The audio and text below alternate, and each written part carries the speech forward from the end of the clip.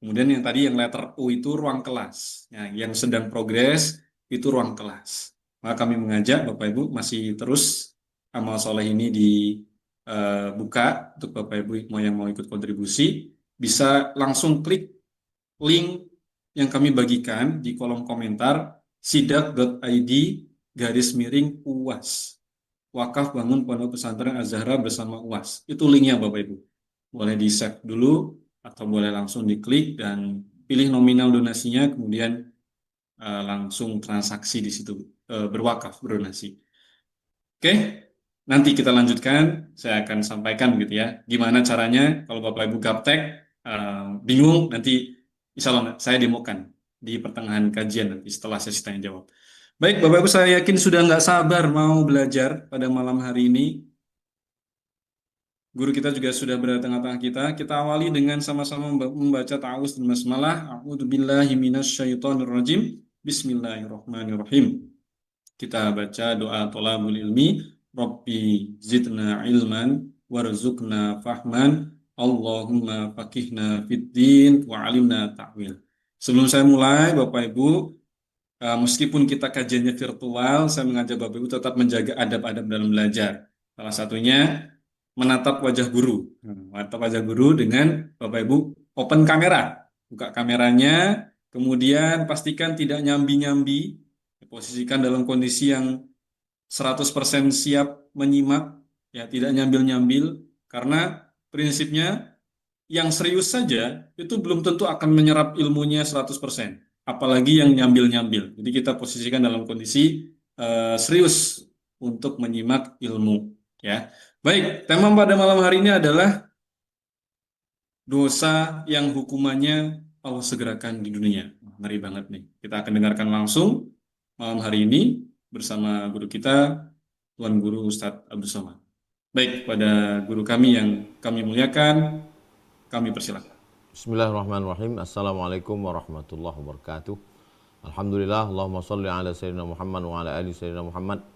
Allahumma allimna ma yanfa'una. Ya Allah, ajarkan kami ilmu yang bermanfaat. Wanfa'na bima 'allamtana. Ilmu yang kami sudah tahu buat dia berguna untuk kami, bukan malah menjadi azab bagi kami. Allahumma aftah qulubana, bukakan pintu hati kami. Wamla' qulubana bil hikmati wal iman, penuhi hati kami dengan hikmah dan iman. Allahumma ja'alna minar rasyidin, jadikan kami orang yang berhati lurus, berfikir lurus, berkata lurus, beramal lurus. Wa ja'alna minal mukhlasin, jadikan kami orang-orang yang ikhlas. Amin ya rabbal alamin. Bang Alvin Firdaus beserta seluruh tim yang ada di Pontianak, tim yang ada di Riau, Bapak Ibu Abang Kakak Adik Sahabat Hijrah bersama Ustadz Abdul Somad yang dimuliakan Allah Subhanahu wa taala. Amin ya rabbal alamin. Pembahasan kita malam ini hadis dari Imam At-Tabrani. Imam At-Tabrani punya 3 kitab hadis besar, Al-Mu'jam Al-Kabir, Al-Mu'jam Al-Awsat, Al-Mu'jam As-Saghir. Hadis ini diambil dari kitab Al-Mu'jam Al-Kabir. Hadisnya hadis sahih. Ma min dzambin, tidak ada dosa, ajdaru an yu'ajjalallahu ta'ala li sahibihil uqubata. Tidak ada dosa yang lebih layak untuk dijatuhkan hukumannya, disegerakan di dunia. Dosa yang disegerakan hukumannya di dunia. Jadi dosa ini ada hukumannya nanti di akhirat, ada yang hukumannya disegerakan di dunia. Hukuman itu terbagi pada 2. Yang pertama hukuman ketika kita masih ada di dunia ini, masih hidup. Dan ada hukuman itu nanti begitu kita sudah mati, baru nanti di akhirat. Nah, dosa-dosa ini disegerakan di dunia. Ma'ama yaddakhiruhu lahu fil akhirah. Dan di akhirat nanti sudah disiapkan Allah. Jadi bukan berarti kalau sudah di dunia dapat, di akhirat nanti sudah lepas, enggak. Ma yaddakhiruhu lahu, disimpan Allah, disiapkan untuk dia nanti di akhirat ada lagi. Jadi yang di dunia ini baru dapat mukaddimahnya aja. Nanti kelanjutannya di akhirat dapat azab lagi. Apa saja azab itu? Dalam hadis ini cabangnya 3. Ini batang kayu, namanya batang azab. Cabangnya ada 3, tapi 3 ini punya ranting. Nah, ini akan kita jelaskan. Yang pertama azabnya Yang pertama perbuatannya adalah qati'atur rahim. Qati'atur rahim, memutus tali silaturahim. Qati'atur rahim, memutus tali silaturahim. Ranting dari yang pertama ini adalah anak kepada ibu. Setiap hari kita mendapatkan potongan berita entah dari Instagram, entah dari TikTok. Seorang ibu dibawa anaknya belanja ke pasar. Selesai belanja anaknya hilang. Seorang ibu ditinggalkan di minimarket, anaknya hilang. Saya melihat dengan mata kepala saya sendiri. Seorang ibu dibonceng oleh anaknya, laki-laki gagah, tegap, diturunkan anaknya di lampu merah. Saya pagi mau ngantar ustazah, saya tengok. Barulah menjawab pertanyaan saya selama ini. Kok bisa orang-orang tua ini ada di lampu merah? Kapan mereka bisa jalan kaki? Kemari jam 7 sudah ada standby, rupanya diantar. Ini azabnya. Azabnya ini an yu'ajjilallahu ta'ala li sahibihi al-uqubata fid dunya. Nanti wahai kalian yang menyia-nyiakan ibu kalian, anak kalian juga akan menyia-nyiakan kalian. Kau antar sekarang dia ke lampu merah, kau pun nanti juga akan diantar anakmu. Anakmu sendiri yang akan mengantarmu nanti. Mungkin waktu peristiwa itu terjadi, saya sudah mati, sudah tak ada lagi. Tapi kalian ingat cakap saya ini. Karena yang saya sampaikan ini bukan omongan saya.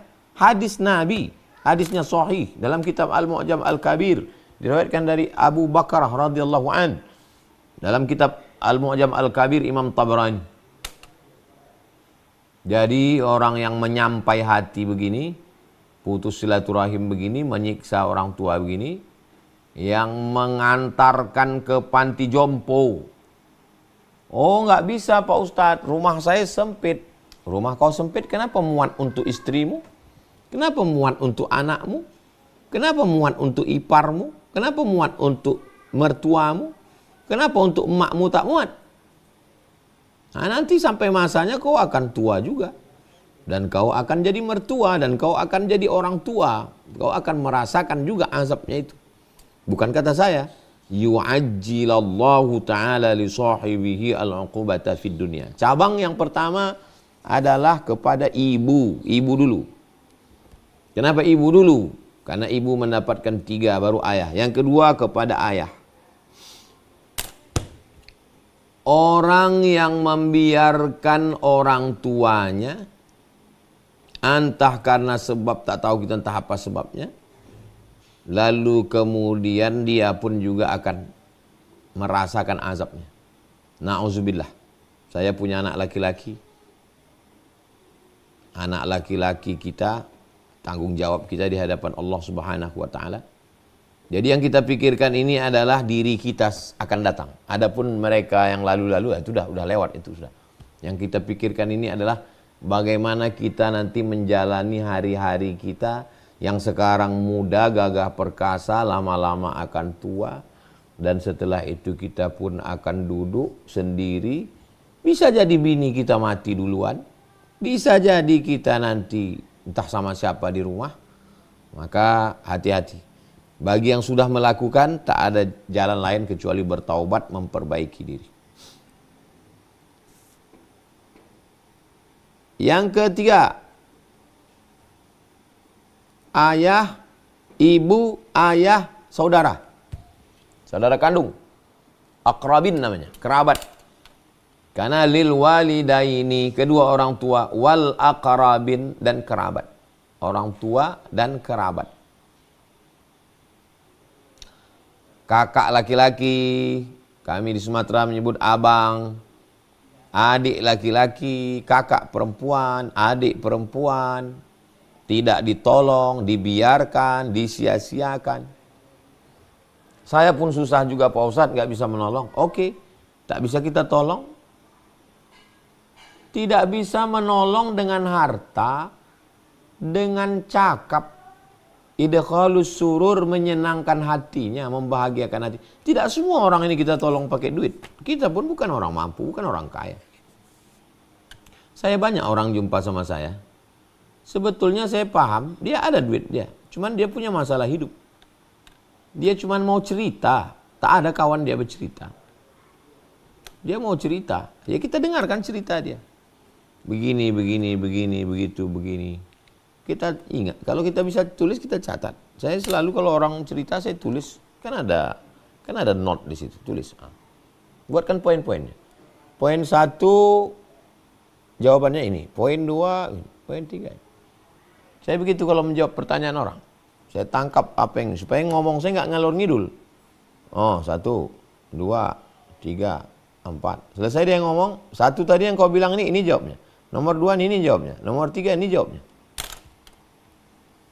Jadi orang-orang yang membiarkan saudaranya, sampai masanya nanti kita akan berada ramai, tapi kita sepi.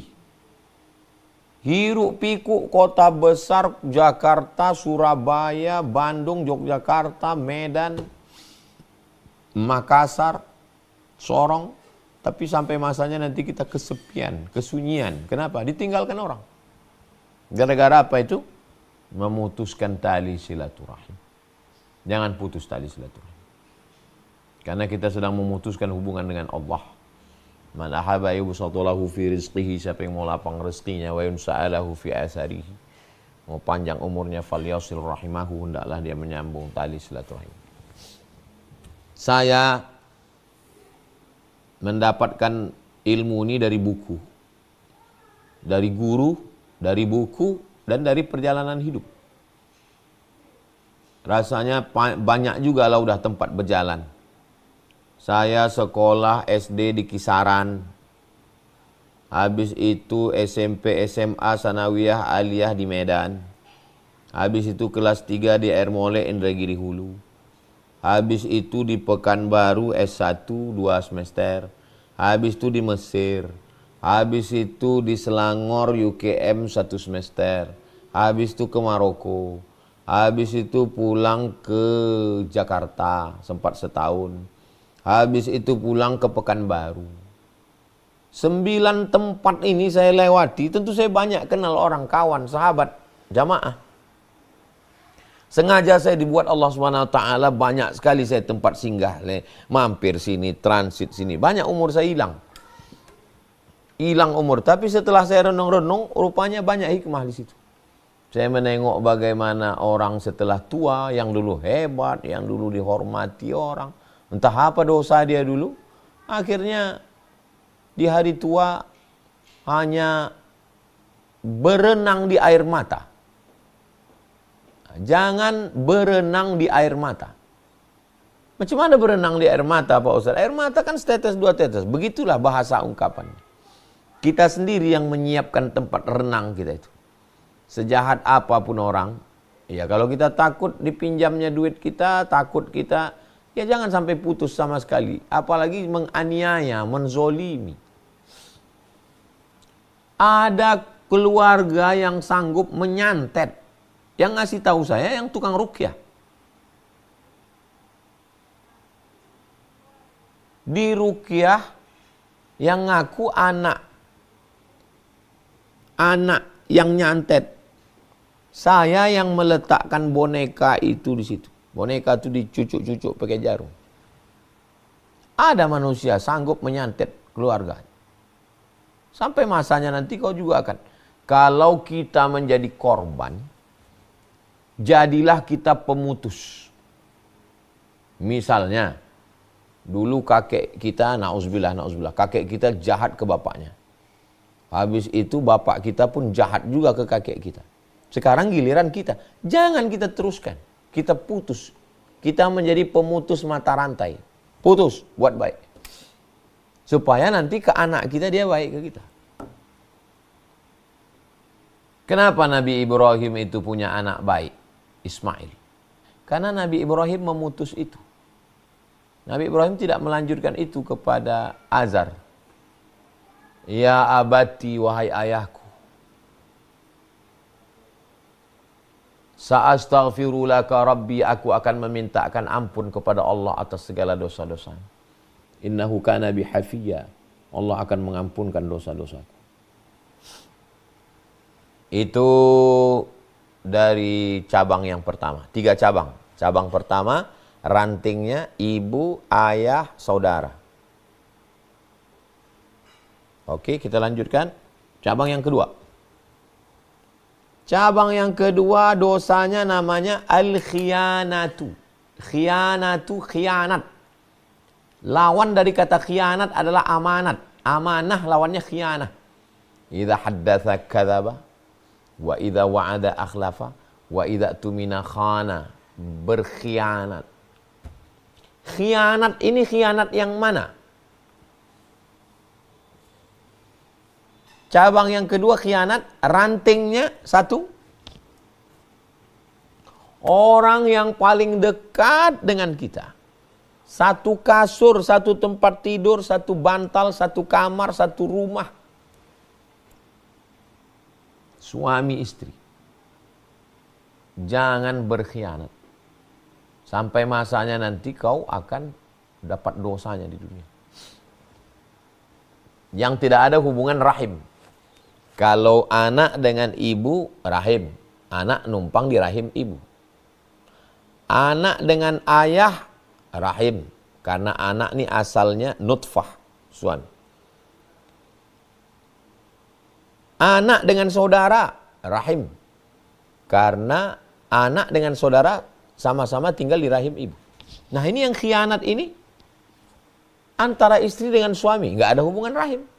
Karena mereka emaknya lain, ayahnya lain, emaknya lain, ayahnya lain, menikah mereka. Dipertemukan Allah SWT. Lalu kemudian dia mengkhianati, berkhianat. Itu azabnya adalah yu'ajjilallahu li sahibihil uqubata fid dunya. Kita pun juga akan dikhianati orang.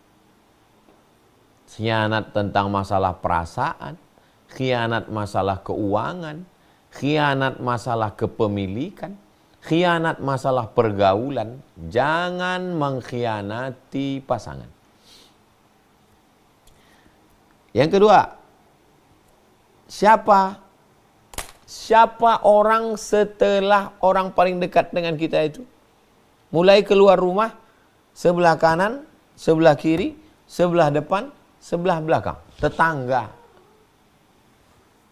Mengkhianati masalah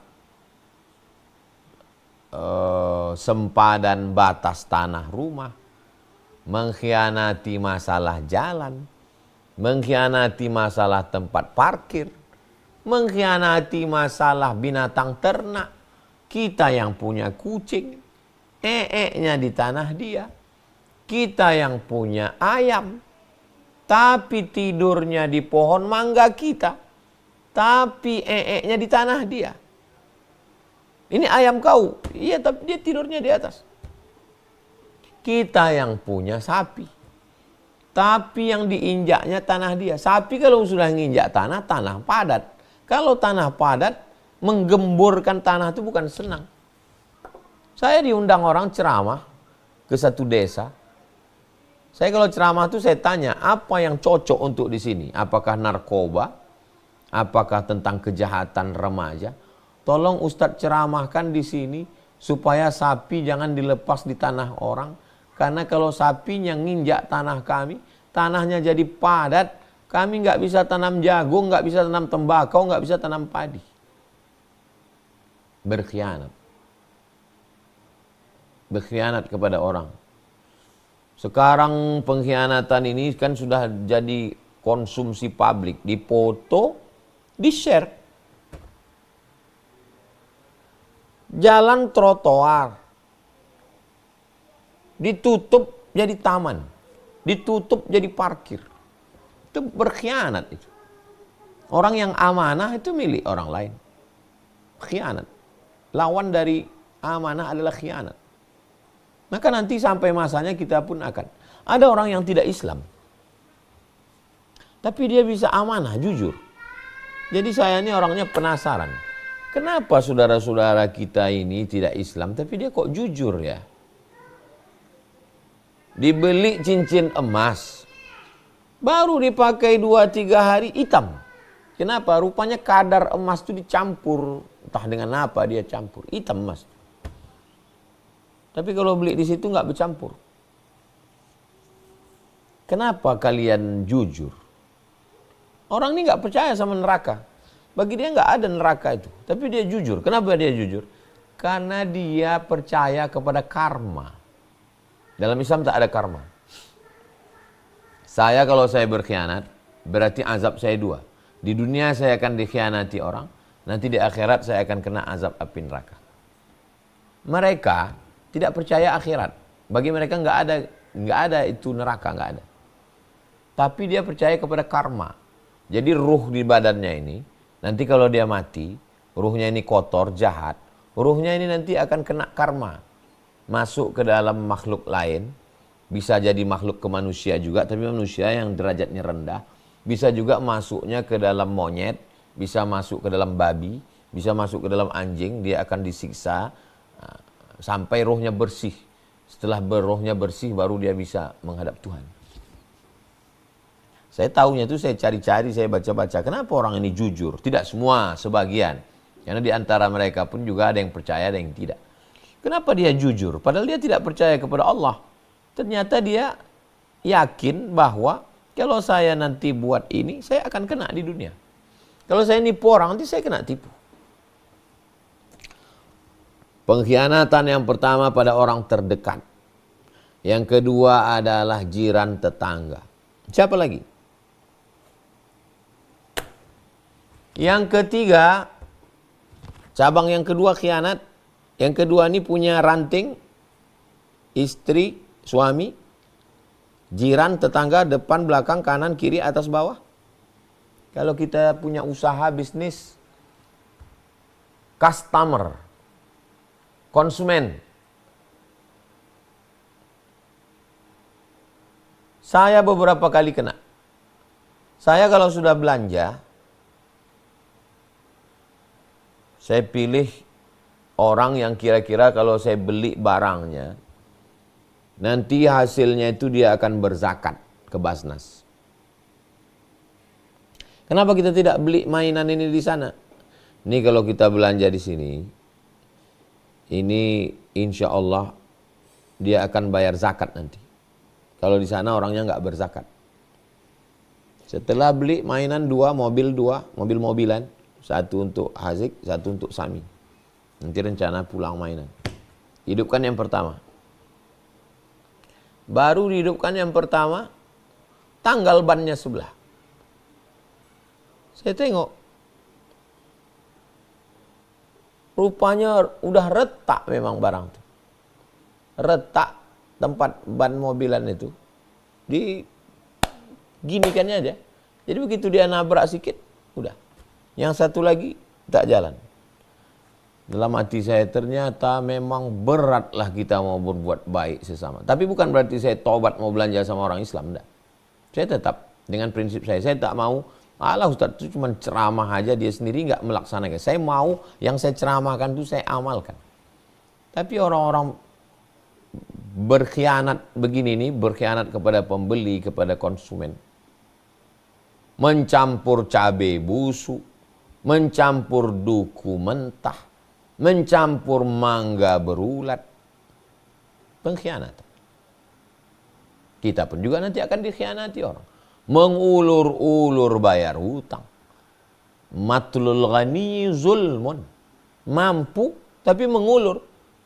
Zalim. Kama tadinu tudan. Sebagaimana kau menzolimi, menganiaya orang, kau pun juga nanti sampai masanya akan dianiaya orang. Kalau saya berpikir sederhana aja. Sedangkan kita udah berniat baik, buat baik, pun kadang kita dapat yang tak baik. Apalagi lah kalau kita memang niat yang tak baik, betul. Yang ketiga.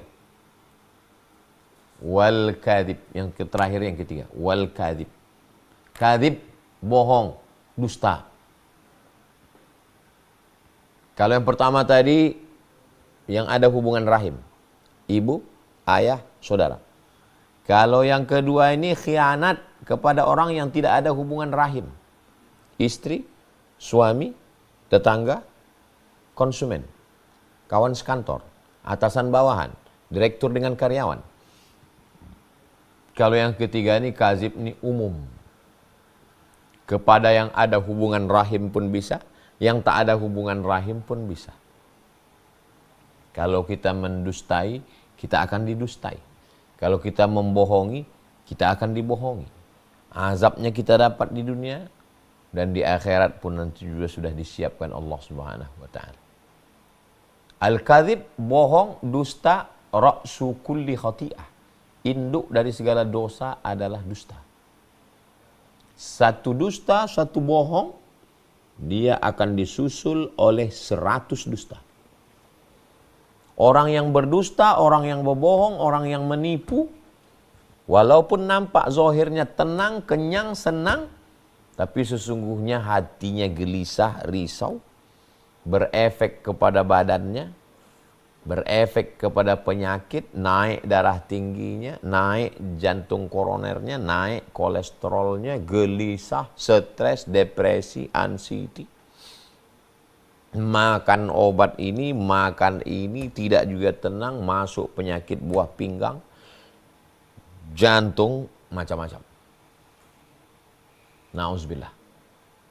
Inilah kata Nabi dalam hadis riwayat Imam At-Tabrani, 3 cabang dosa yang melahirkan ranting-ranting yang mengundang azab Allah. Ma min dzambin ajdaru, tidak ada dosa yang lebih layak an yu'ajjilallahu ta'ala li sahibihi al-uqubata fid dunya, disegerakan Allah azabnya di dunia, dia sudah dapat ma'a ma yaddakhiruhu lahu fil akhirati, di akhirat dia dapat min qati'atir rahim, silaturahim, memutus silaturahim, wal khiyanati, berkhianat, wal kadhibi, dan dusta. Riwayat Imam At-Tabrani dari Abu Bakrah radhiyallahu anhu. Demikian Bang Alvin Firdaus, sekarang jam 8.40 saya kembalikan. Sebagaimana biasa kita lanjutkan dalam dialog interaktif. Wassalamualaikum warahmatullahi wabarakatuh.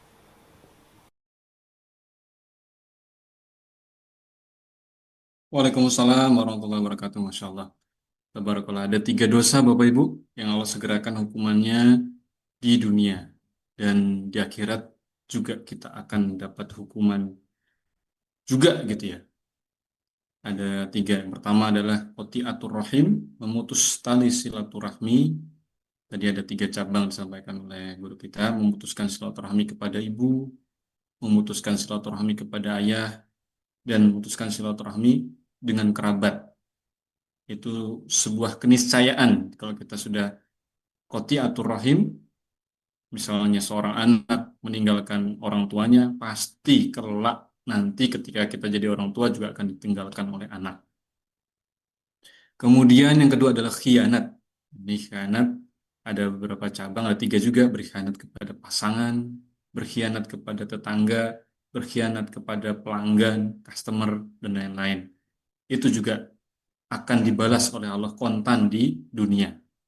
Yang ketiga adalah dosa induk dari segala dosa, yaitu kadzib, dusta. Jika kita berdosa, kita juga akan didustai oleh orang lain. Allah akan langsung balas di dunia. Baik, kita masuk ke sesi tanya jawab Bapak Ibu. Saya akan persilahkan untuk Bapak Ibu yang sudah bergabung di Zoom ini. Ada fitur untuk Bapak Ibu angkat tangan. Silahkan diklik ya tombol angkat tangannya. Atau yang kedua, jika Bapak Ibu tidak paham, bisa di kolom komentar ya, kolom chat untuk bisa bertanya. Untuk yang pertama, saya persilahkan Ibu Yuli dari Mempawah. Nah, yang paling atas ini. Saya persilahkan Ibu, silakan buka mic-nya. Nah, sampaikan pertanyaan Ibu. Assalamualaikum warahmatullahi wabarakatuh, Ustaz. Waalaikumsalam. Ibu, mohon maaf suaranya agak kecil. Mungkin karena pakai headset ya. Coba Assalamualaikum headsetnya warahmatullahi masih kecil. Headsetnya dilepas saja mungkin. Ya, jadi mic-nya pakai mic device-nya langsung, HP atau laptopnya. Bisa tidak? Assalamualaikum warahmatullahi wabarakatuh, Ustaz. Nah, jelas sekarang. Waalaikumsalam. Allah wabarakatuh. Terima kasih atas waktunya. Eh, Mungkin pertanyaan ini agak sedikit di luar dari pembahasan. Ada dua pertanyaan Ustadz yang ingin saya sampaikan. Yang pertama itu tentang berkaitan dengan makanan. Makanan dari hasil, terutama dari sayuran ya. Kalau di daerah kami itu mayoritas kan penduduknya orang Chinese. Jadi sayuran itu apa namanya ditanam dari pupuk olahan mayoritas olahan dari mohon maaf bab satu gitu. Jadi terus terang selama ini saya ragu gitu.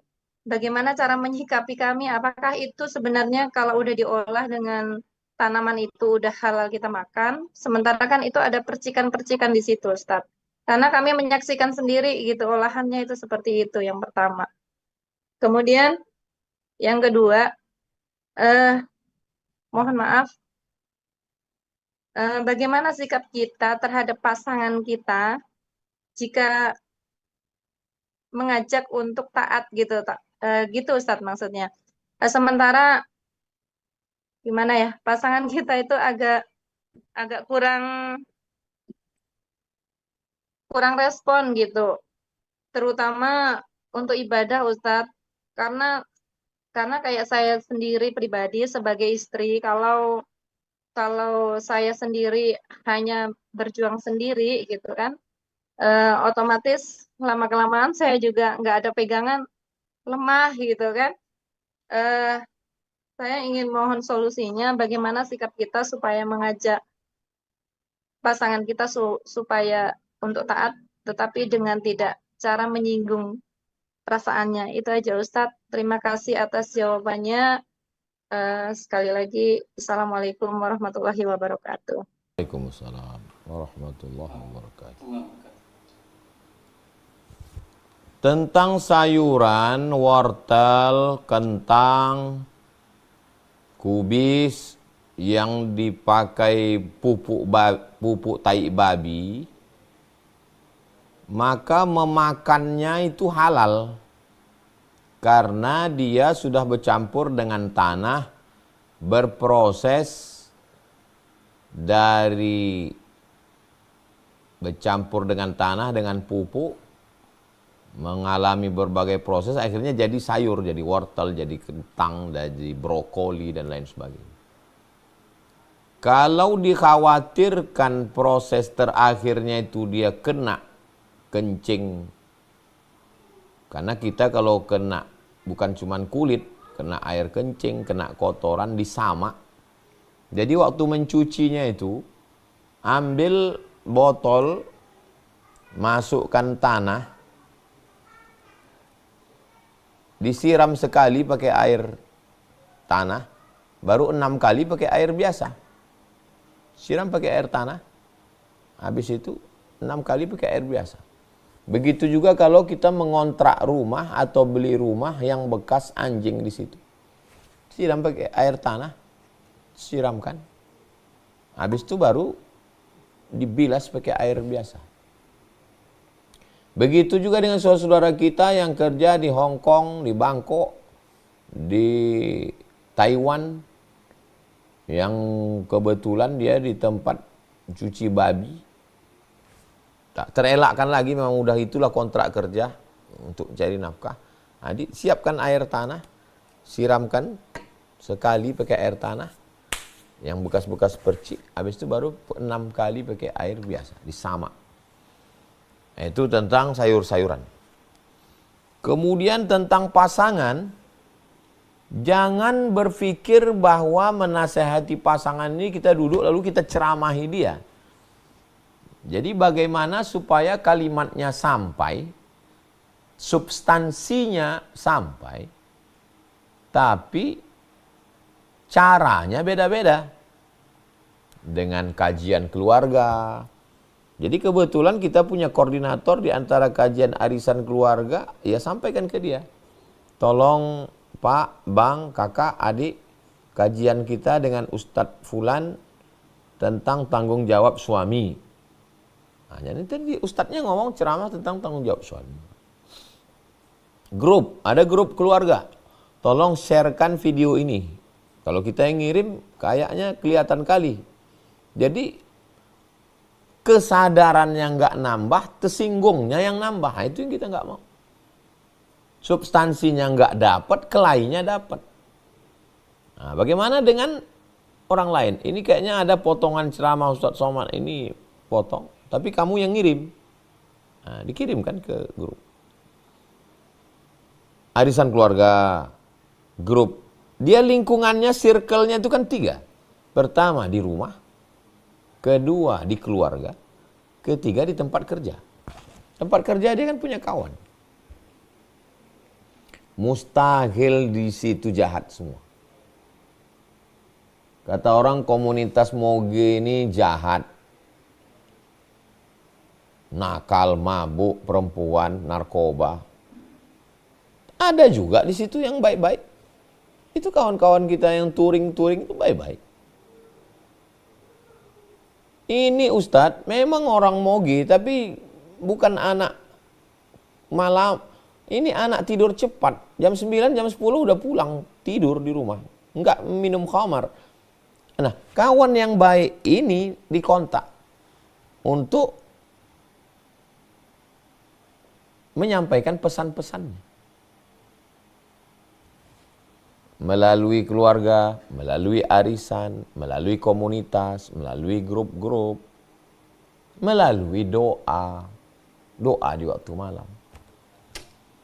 Kenapa Allah buat kita susah?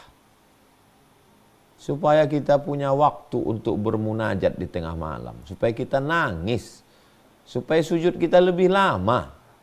Supaya zikir itu lebih terasa. Allah sayang sama kita. Allah mau kita berharap sama Dia. Innallaha idza ahabba 'abdan ibtalahu. Cobalah tengok suami itu waktu tidur malam. Bangun kita malam, habis itu tengoklah dia. Ini makhluk yang terdiri dari tulang, kuku, bulu, darah, daging. Kalau Allah mau tarik nyawanya dalam satu hembusan napasnya itu waktu dia tidur. Mati dia malam itu. Kalau Allah mau. Memang kalau menengok dia lagi gagah lagi itu, memang hebat dia. Coba tengok dia tidur di tengah malam, coba tengok. Ini suamiku ini yang katanya gagah, yang katanya hebat, yang katanya congkak, yang katanya sombong ini. Dia hanyalah terdiri dari tulang, kuku, darah, daging, bulu yang tergeletak. Kalau Allah mau sentapkan nyawanya mati dia. Kenapa kenapa Allah buat dia masih hidup? Kenapa dia masih mendampingi? Ya Allah masih sayang. Allah masih kasih dia kesempatan supaya dia bertaubat. Tapi jalurnya bukan dari ceramah Ustadz Somad. Jalurnya dari lisan seorang istri yang solihah. Dari usaha, dari ikhtiar doa tengah malam. Yahdiyakallahu bika rajulan wahidan. Satu orang dapat hidayah. Karena usahamu khairum min humurin na'am. Lebih baik daripada kau memiliki seekor unta yang merah. Khairum minad dunya wa ma fiha. Lebih baik daripada dunia dan seisinya. Jangan pernah bosan. Bagi suami ke istri, yang belum hijrah, yang belum taubat, yang belum mau pakai jilbab, istri ke suami, yang belum mau berhenti pakai narkoba, yang masih selingkuh, yang masih nakal, yang masih jahat. Ikhtiar, usaha, doa. Demikian Bang Alvin. Baik, terima kasih jawabannya Ustadz. Mudah-mudahan menjawab Ibu Yuli dari Mempawah. Oh, dekat nih, dekat Pontianak. Terima kasih, Jajan. Ustadz. Sama-sama, Ibu. Kita lanjut penanya berikutnya. Dari kolom komentar saya izin bacakan Ustadz ya. Jadi kalau kita sudah terlanjur melakukan 3 dosa tersebut, bagaimana caranya agar Allah menghapus dosa kita Ustadz?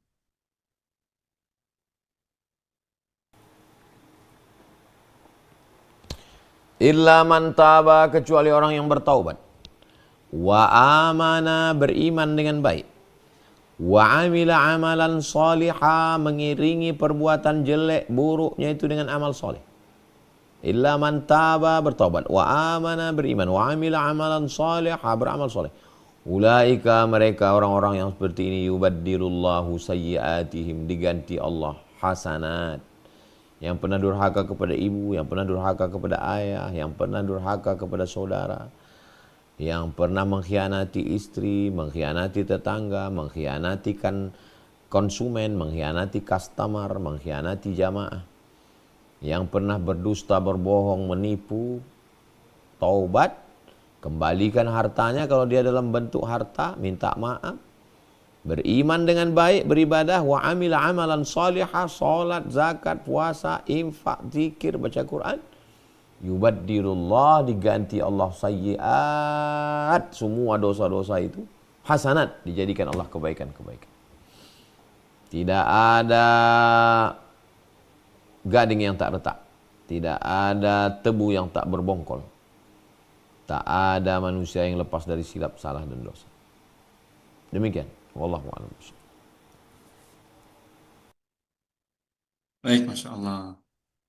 Bertobat, beriman, dan beramal soleh. Supaya Allah hapuskan dosa-dosa kita dan Allah ganti dengan kebaikan. Kita lanjutkan Bapak Ibu. Saya persilakan berikutnya Ibu Rika Triwardiani. Assalamualaikum Ustaz. Waalaikumsalam.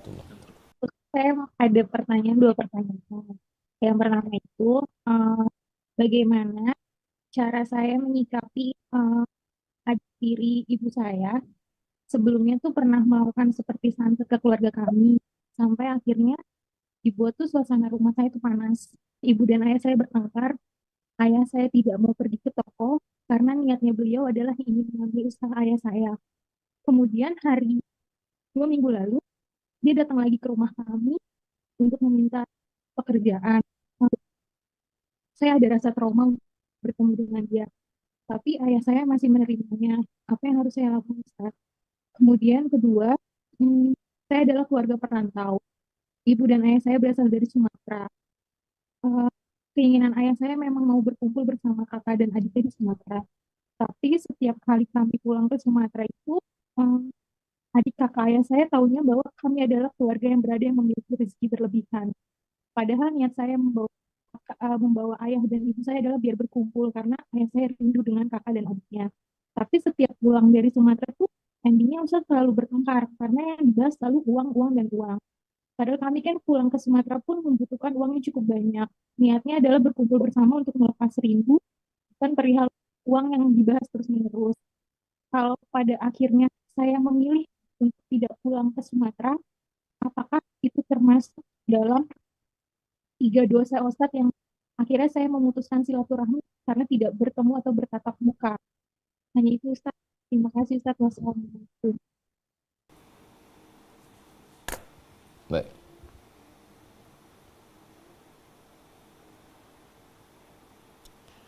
Permasalahan itu secara umum ada dua.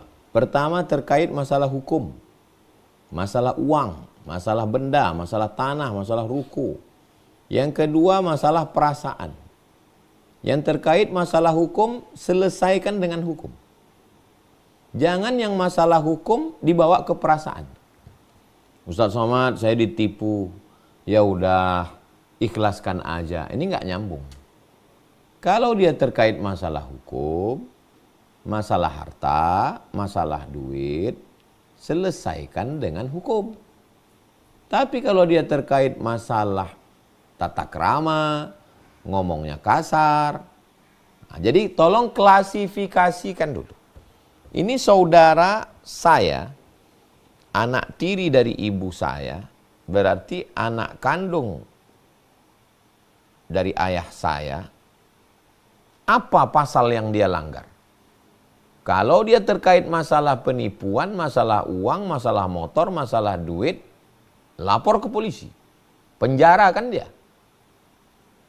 Karena hukum itu tujuannya untuk memberikan efek jera. Ada orang yang tidak mempan pakai nasihat. Tapi kalau terkait masalah sopan santun, tata krama, budi bahasa, datang ke rumah pakai celana pendek, masuk sepatu, masuk ke kamar nggak pakai assalamualaikum, itu diselesaikan dengan cara musyawarah, duduk bersama, wa amruhum syura bainahum, kasih tahu. Ini di rumah ini latar pendidikannya belakangnya, latar belakang sukunya beda. Kalau orang Sumatera itu ngomongnya begini, orang di Jawa ngomongnya begini. Bersuara ribut sedikit bagi orang di Jawa itu pantang. Bagi itu. Jadi tolong klasifikasikan dulu masalahnya, baru dapat solusinya. Kesimpulannya, kalau terkait dalam masalah hukum, selesaikan secara hukum. Kalau terkait dalam masalah tersinggung, tata krama, budi bahasa, selesaikan dengan duduk bersama. Musyawarah, keluarga. Yang kedua, pulang kampung apa substansinya? Pulang kampung ini apa substansinya? Saya katakan ke ustazah, kita setiap tahun mesti pulang ke Jombang. Kenapa kita mesti pulang? Karena Abi dan Umi masih hidup. Banyak pun duit kita, sehat pun badan kita, besar pun anak-anak ini, pulang kita nanti nggak ada gunanya kalau dia udah nggak ada lagi. Maka saya memutuskan, selagi masih ada nyawa mereka, selagi masih hidup dia, kita pulang. Aku nggak bisa lama. Sehari sebelum Idul Fitri hari pertama silaturahim keluarga, kedua, ketiga pulang kita ke Pekanbaru. Karena saya mesti dengan tetangga-tetangga. Mak ayah saya udah tak ada lagi, tapi saya punya adik, saya punya kawan-kawan. Hari ketiga, keempat kita buat open house.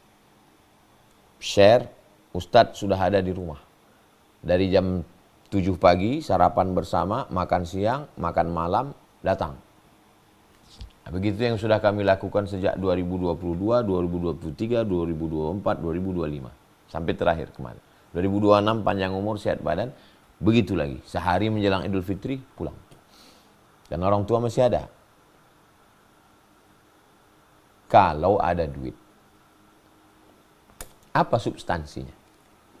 Nah, sekarang pulang ke keluarga saya. Di kampung emak.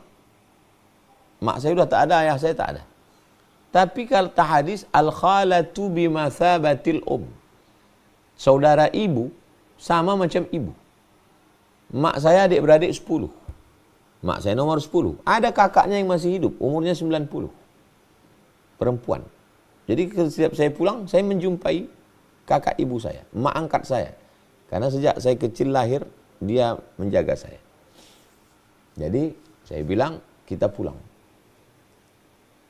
Substansi pulang itu menyambung silaturahim, ziarah kubur ke almarhum-almarhumah, habis itu bagi bantuan sembako, karena kita ada paket, mengunjungi sekolah almarhumah mak yang ada di Kisaran, Jalan William Iskandar, mengendorse sekolah, menjumpai anak-anak santri, ngasih semangat.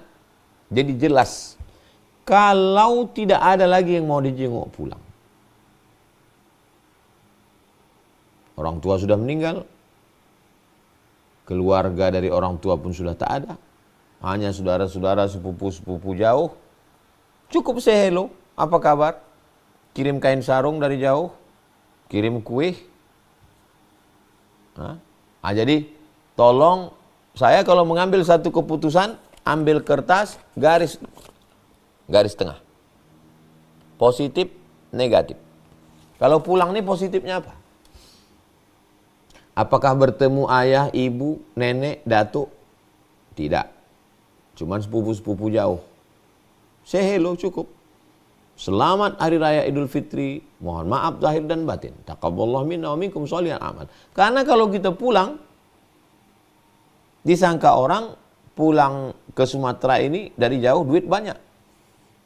Itu ini segala macam. Mau tak dikasih, mau dikasih, tak ada duit. Mau dikasih, tak ada. Mau tak dikasih, jadi fitnah. Kira-kira mudaratnya lebih besar pulang atau tidak? Kalau mudaratnya lebih besar, darul mafasid muqaddam ala jalbil masalih. Menolak mudarat lebih dikedepankan daripada mengambil manfaat. Kalau pulang manfaatnya ketemu, say hello, ketawa. Tapi mudaratnya apa? Nah, jadi pikirkan, catat. Sahibud dar a'lamu bidarihi. Yang punya rumah lebih tahu tentang isi rumahnya. Saya hanya menjawab secara umum. Saya hanya memberikan rumusan, jurus. Terapkanlah ini di tengah keluarga masing-masing. Demikian, wallahu a'lam bishawab. Baik, terima kasih Ustaz atas jawabannya. Ibu Rika mudah-mudahan menjawab pertanyaannya ya. Saya persilahkan selanjutnya Ibu Susi Ambar.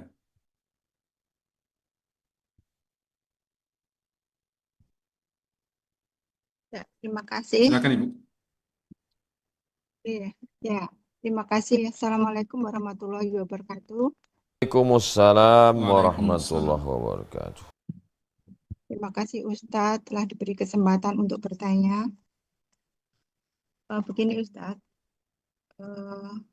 saya punya masalah dengan ibu kandung. Saya dari kecil memang tidak dirawat oleh ibu kandung. Saya dirawat oleh Pak D, kadang nenek, ganti-gantian sampai akhirnya saya umur 14 tahun mencari ayah saya. Jadi ayah ibu dan ayah saya ini tidak menjadi satu. Saya kurang tahu dulu alasannya kenapa. Kemudian ketika saya umur 14 tahun ini saya mencoba mencari ayah saya dan ketemu. Ternyata sudah menikah lagi. Alhamdulillahnya ibu tiri saya ini orangnya baik hingga merawat saya sampai menyekolahkan saya, menguliahkan saya, bahkan menikahkan saya. Nah, yang menjadi pertanyaan, beberapa tahun terakhir ini, ibu saya ini kan ibu kandung ini jauh dari saya, dari kecil nggak satu rumah. Ibu saya pulang beberapa tahun ini. Nah, ternyata kami itu sulit untuk komunikasi dengan hangat, dengan harmonis. Jadi setiap kita bicara itu nggak pernah, kalau bahasa Jawanya kurang bisa gaduk, nggak bisa klik gitu. Jadi setiap bicara ngelantur kemana-mana, nyambung kemana-mana. Oh ya, ibu saya ini tidak sholat Ustadz. Ketika saya ingatkan untuk sholat, ada saja alasannya. Sampai kemana-mana, sampai kadang nyinyir sama orang sholat gitu. Sholat jengkang-jengking bahasa Jawanya. Juga nggak baik gitu katanya. Maksudnya menyindir orang sholat itu pun belum tentu baik seperti itu. Nah, selama ini beberapa tahun ini saya menjaga diri supaya bukannya saya memutuskan komunikasi dengan orang tua, cuman saya ini sementara saya mengambil keputusan berbicara seperlunya saja seperti itu. Apakah ini sikap saya ini bagaimana menurut hukum Islam? Saya juga tidak mau ada azab ataupun dianggap sebagai anak durhaka seperti itu, Ustaz.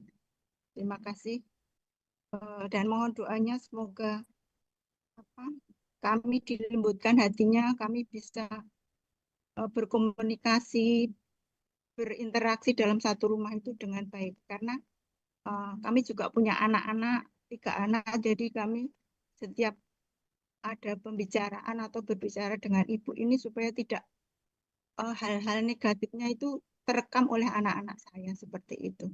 Terima kasih Uta. Demikian pertanyaan saya. Bagaimana cara mensikapinya? Terima kasih. Yang pertama, bedakan urusan orang lain dengan urusan kita.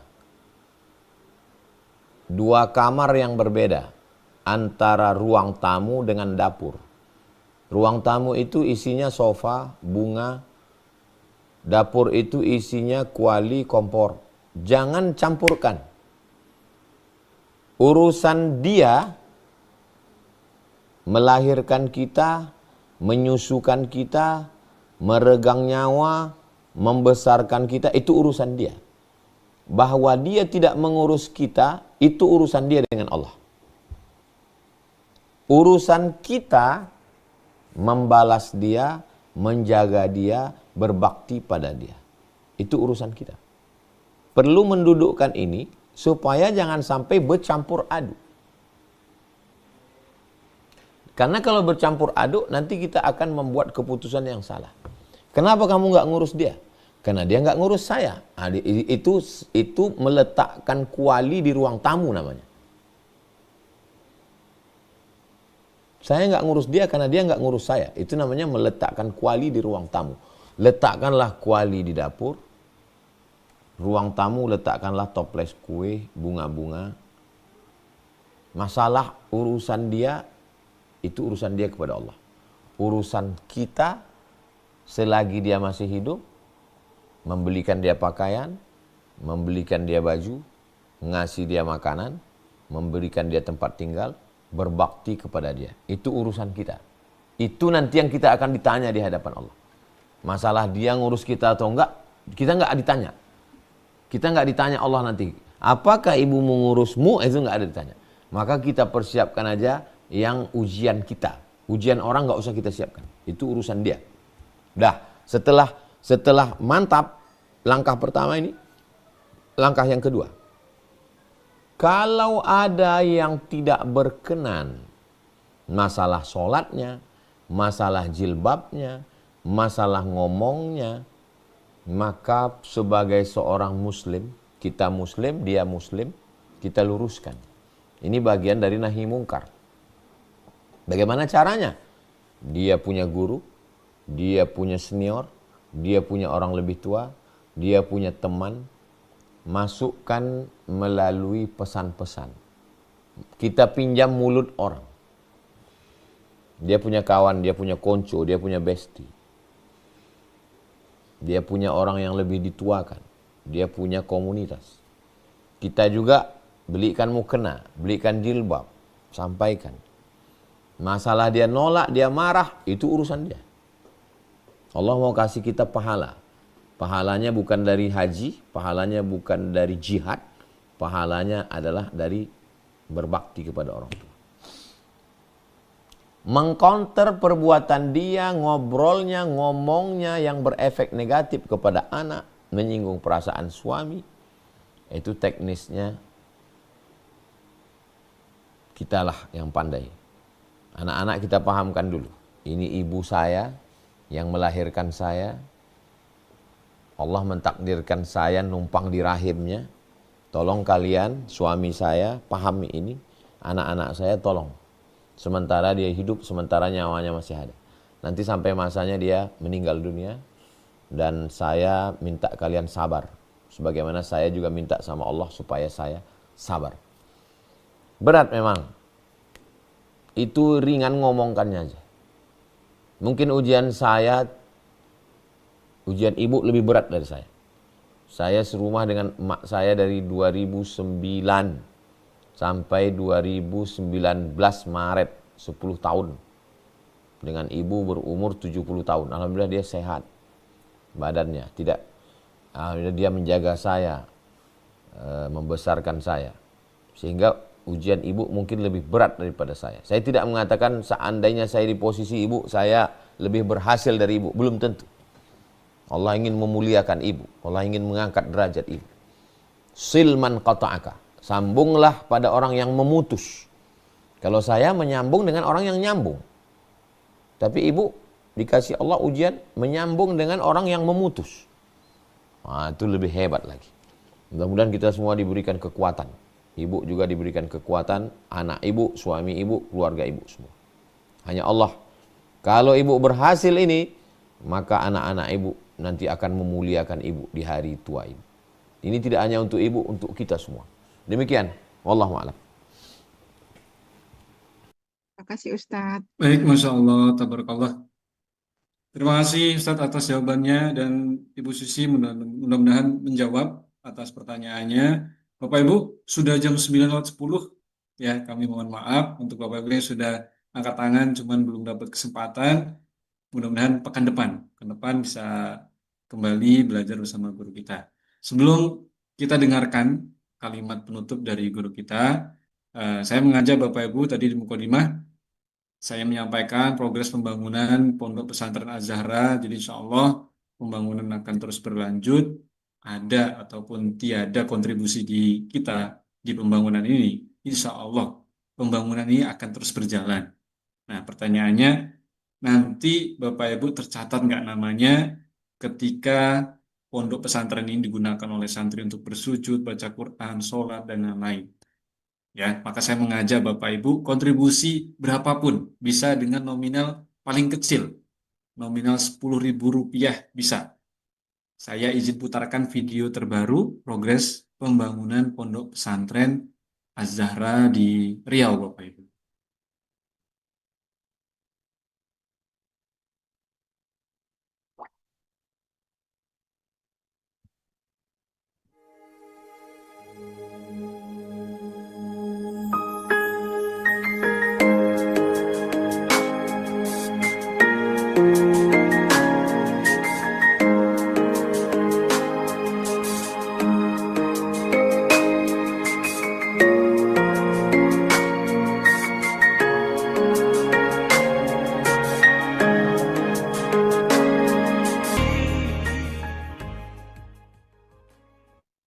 Nah, itu dia progres terakhir pembangunan Pondok Pesantren Az-Zahra, Bapak Ibu. Bagi ayah bunda, Bapak Ibu semuanya yang ingin ikut kontribusi berwakaf atas nama diri sendiri atau atas nama orang tuanya, bisa klik link yang sudah kami bagikan di kolom komentar, kolom chat. sidak.id/UAS, sidak.id/UAS. Saya posting lagi. Oke, silakan. Diklik linknya, pilih nominal donasinya, masukkan identitas kita, nomor HP, dan transfer donasinya. Terakhir, kita dengarkan sama-sama Bapak Ibu kalimat penutup atas materi pada malam hari ini berkaitan dengan dosa yang Allah langsung kontan balas hukumannya di dunia. Pada Ustadz, sekaligus dengan doa, kami persilakan. Kita tidak tahu apa yang terjadi besok pagi. Bagaimana anak kita, bagaimana istri suami, bagaimana keluarga, saudara, bagaimana jiran tetangga. Allah yang mengatur semua. Kalau kita rusak aturan ini, maka efeknya ke kita. Jadi kalau kita mau besok pagi masih nyaman, masih enak, masih tenang, kita setting dari hari ini. Kita khianati orang, jangan heran nanti kita juga jadi korban pengkhianatan. Kita bohongi orang, jangan heran kalau kita nanti juga. Kenapa? Karena kitalah yang menanam. Tangan mencincang, bahu memikul. Apa yang ditanam, itulah yang dituai. Kalau kita sudah tanam padi, ternyata tumbuh rumput, berarti Allah mau menguji kita supaya kita sabar. Bukan berarti Allah tidak adil. Mudah-mudahan dengan ngaji hati kita lebih tenang, jiwa kita lebih lapang, dan apapun yang terjadi kita siap menerima. Al-hazihi niat untuk niat yang baik ini Al-Fatihah. A'udzubillahi minasyaitonirrajim. Bismillahirrahmanirrahim. Alhamdulillahirabbil alamin. Ar-Rahmanir-Rahim. Maliki yaumiddin. Iyyaka na'budu wa iyyaka nasta'in. Shiratal mustaqim. Shiratal ladzina an'amta 'alaihim ghairil maghdubi 'alaihim waladdallin. Amin. Allahumma shalli 'ala sayyidina Muhammad wa 'ala ali sayyidina Muhammad. Allahumma ja'alna minal mutawasilin. Jadikan kami orang yang menyambung tali silaturahim. La taj'alna minal kha'inin. Jangan jadikan kami pengkhianat. Wa la taj'alna minal kadzdzabin. Jangan jadikan kami para pendusta. Allahumma la tu'ajjil 'uqubatana fid dunya. Jangan segerakan azab kami di dunia. Wa la tadakhirhu fil akhirah. Jangan azab kami di akhirat. Allahumma ajirna minan nar, Allahumma ajirna minan nar, Allahumma ajirna minan nar, Allahumma ajirna minan nar, Allahumma ajirna minan nar, Allahumma ajirna minan nar, Allahumma ajirna minan nar. Rabbana atina fid dunya hasanah wa fil akhirati hasanah wa qina azabannar. Wa sallallahu ala sayyidina Muhammad wa ala alihi wasallam. Walhamdulillahirabbil alamin. Terima kasih segala perhatian, mohon maaf segala kesilapan. Wassalamualaikum warahmatullahi wabarakatuh.